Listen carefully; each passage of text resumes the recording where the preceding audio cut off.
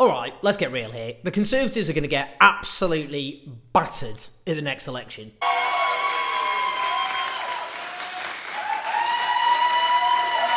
That's Damien Egan there, winning the by-election in Kingswood in Gloucestershire, turning a 11,220 vote Conservative majority into a 2,500 vote Labour majority. Oof, auk, yai,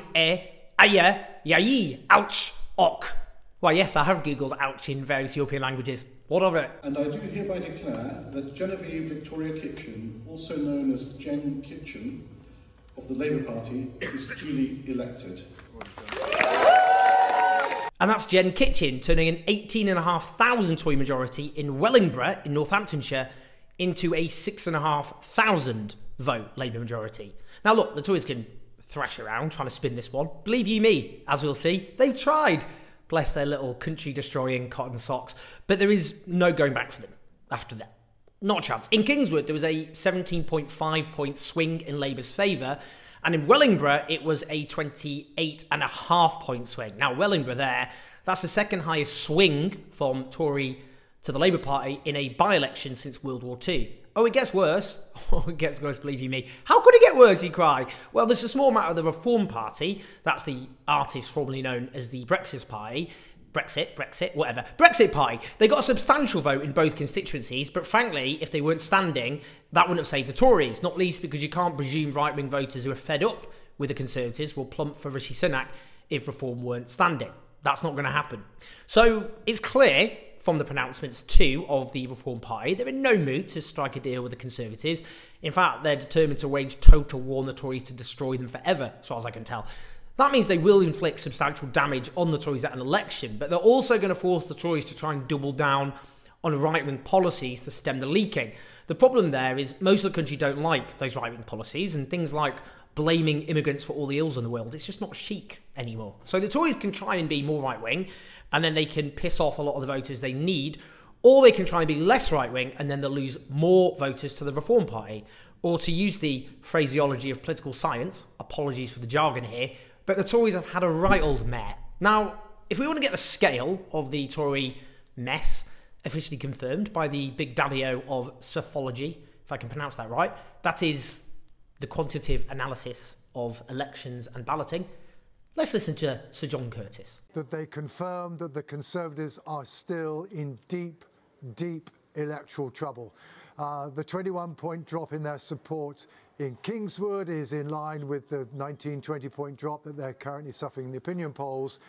The 37 to 38 point drop in Wellingborough is actually the biggest loss the Conservatives have ever managed to suffer in a post-war by-election. Now, it may well be that the circumstances surrounding Peter Bone's downfall and his replacement by his partner perhaps added to the party's woes in Wellingborough, but there is no gainsaying the fact that this morning we are still looking at a government that at the moment is staring defeat in the face at the next general election. That's pretty succinct, but I think we can sum it up with more brevity as buggered. Now, let's have a little listen from Rishi Sunak, who has spent the night chewing over his impending electoral annihilation.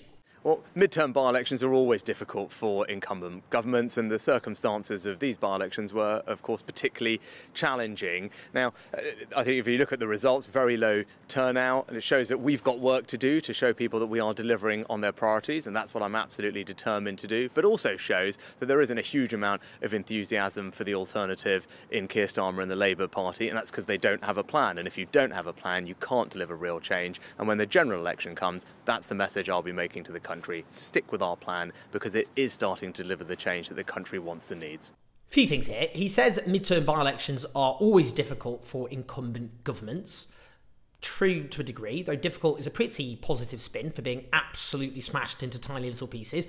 But in any case, it's not midterm. This is an election year. The latest that can be a general election is January 2025, and given intruding on people's Christmases with an election campaign probably won't help his already apocalyptic electoral prospects, I'm guessing this will be done and dusted by the end of the year. He'll be cooked by then. True, the turnout is low, but turnout is always low in by-elections. That's just a by-election thing. He's right, there isn't a huge amount of enthusiasm for Labour, but I'm not really sure that helps his case. In fact, that's more damning for the Tories. There is no Starmer mania sweeping the country, to say the least. So that just shows how much the vast majority of the country just want the Conservatives out on their ears. So these results are not being driven by any enthusiasm for the alternative, which I'll come on to, granted, but by how much everyone is just desperate to kick the Tories out. Now, he says Labour don't have a plan. Sure, totally true. Labour have no clear vision for the country. They just junked their flagship £28 billion green transition fund. But when he says his election message will be stick with our plan because it's starting to deliver the change the country wants and needs, I mean, that's what he's talking about. Well, I don't know, going in hard on your plan, starting to deliver the change the country wants and needs the week it's announced the UK is officially in recession, I'm not sure about that. I mean, do you know what's actually funny about this? In the absence of offering hope, the Tories' big offer is trying to make people really angry about immigration. That's their big default red button. Yet economic experts and statisticians have pointed out the figures on the economy would have been even worse if it wasn't for high levels of immigration. They've quite literally been saved by migrants from an even worse economic situation. Now, since the Tories have been in power, Britain has been trapped in a doom loop of stagnant growth and living standards. You want to hear that fleshed out in primary colours? Our economy is nearly a quarter below its pre-financial crash trend, as in a quarter of what it would have been if that trend continued. The equivalent of £23,000 per household. That is absolutely catastrophic. Now, the financial crash of 2008 may seem like a world away. It was, but we never, ever recovered from it. Why? A combination of the Tories' policy, of course, of austerity, of slash and burn cuts rather than investment, and an economic model which, frankly, has not been producing meaningful growth and sustainable rises in living standards since Thatcherism tore apart an economic settlement of state intervention, public ownership, high taxes on the rich, strong unions, and all the rest. Now, I know all of those things have been demonised, but facts are facts. We not only had better growth in those days, it was much better distributed. Now we've got a country which is basically kept together with bits of string. A housing crisis which deprives so many of secure, affordable housing, from the lack of council housing to an unregulated rip-off private rented sector to soaring mortgages. The NHS, well, it's basically on life support, let alone its patients. The public realm in general, public services, infrastructure, falling apart, and in some cases, I mean that really quite literally, the worst squeeze in living standards in modern history, not an exaggeration, it's a literal description of where we're at. Nothing really works anymore, we could go on. So, finally, where does that leave us?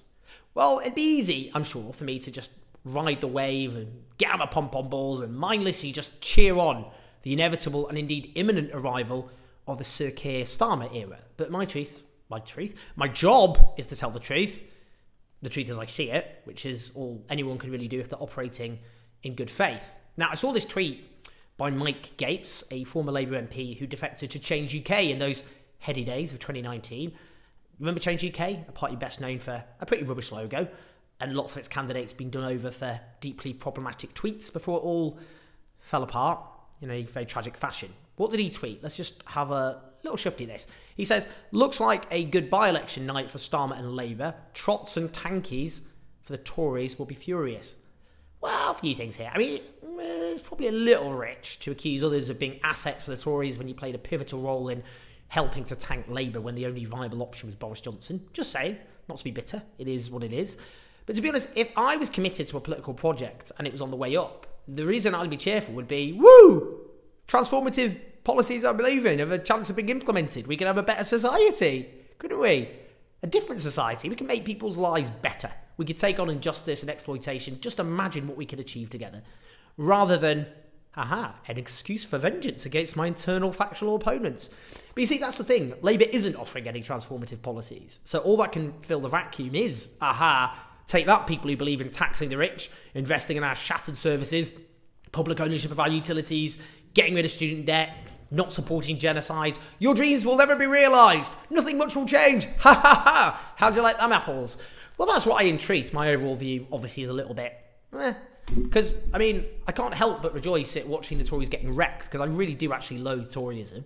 I think it's a wicked political creed. I think it's a cancer. I think it's all the poisonous, truly poisonous parts of British society stitched together and then called a political party. It's wrecked lives. It lives on cruelty. It exists to represent the interests of the already far too rich and privileged, and then just invents ways to coax people outside of those gilded circles to vote for them, which normally means encouraging hatred of other people who are struggling. Not for me, I'll love it with you, but Labour aren't going to for example, raise taxes on the well-to-do or in order to invest in those decrepit public services. They're sticking to the Tories' fiscal rules. They've said, as an example, they'll keep a benefit cap which plunges hundreds of thousands of children into poverty while not reintroducing a cap on bankers' bonuses. Those bankers, of course, who tipped this country into catastrophe, a catastrophe we never recovered from. That alone sums up their commitment to standing by the rich and screwing over the poor, much like the situation we have today. They trashed their big signature policy, the Green Investment Transition Fund, not only undoing a proper commitment to tackling the climate emergency, but abandoning their one big real policy on growth. They've cheered on Israel's war crimes against the Palestinian people, giving the Tories political cover to continue Britain's murderous complicity there.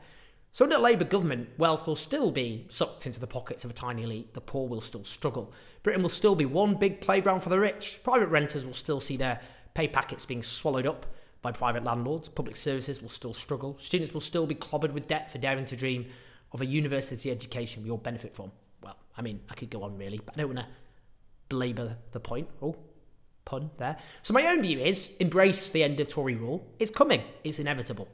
But do so on the basis that those of us who believe that our country is wealthy and full of potential as our own will soon be moving into opposition, still under a Starmer government. We'll have so many battles to fight. And I think we better start preparing for them. Please like, subscribe, do share the video, keep the show on the road on patreon.com/Jose84. Listen to us on the podcast. I will speak to you soon.